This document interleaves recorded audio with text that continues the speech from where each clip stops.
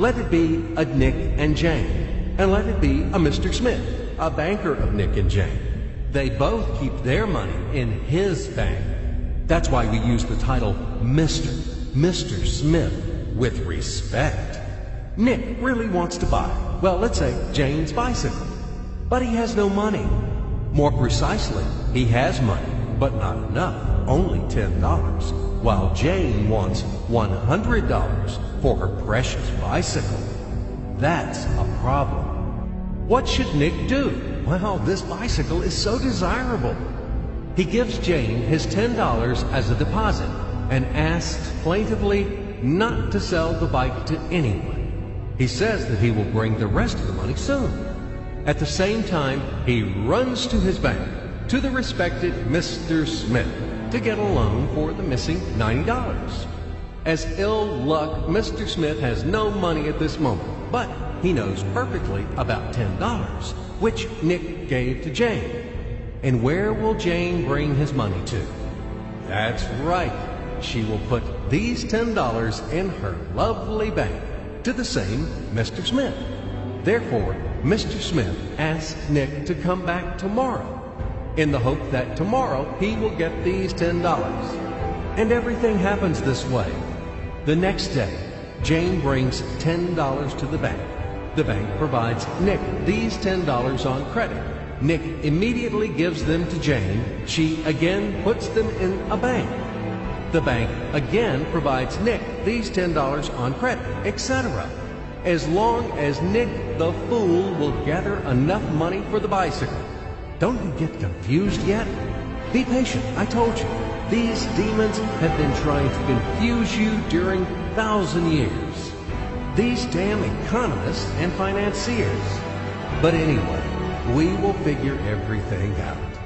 So what do we have in the end? Nick finally got the bike from Jane. Wow!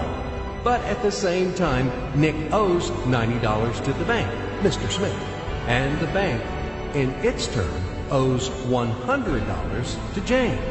In other words, those $10, which existed initially, have magically turned into $200, $190 of debts plus real $10. But these $10 would also turn into $1,000, even in $1 million or $1 billion, if Nick would make a more expensive purchase. In this case, our $10 would make the increasing number of its cycles, circuits from hands to hands. That's it. So, what happens in today's world? SOS! It appears that banks also make money out of thin air and multiply them. Not only Fed can produce money, but banks either. In short, everybody can do this, except you and me. We are not in the business at this celebration of life. I would like to print or draw some money as well.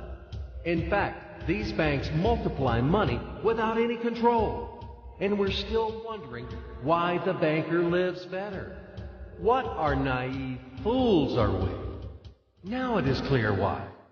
The one who produces the money, of course, lives better. But this is not enough. From this moment, poor Nick will never be able to repay his debts owed to the bank, no matter how hard he would work. Silly Nick doesn't know it yet, that he's in slavery to the bank, in credit bondage forever, because those $90 which he owes to Mr. Smith do not exist in nature at all. Sly Mr. Smith made his money out of nothing. He created them out of thin air, just one click.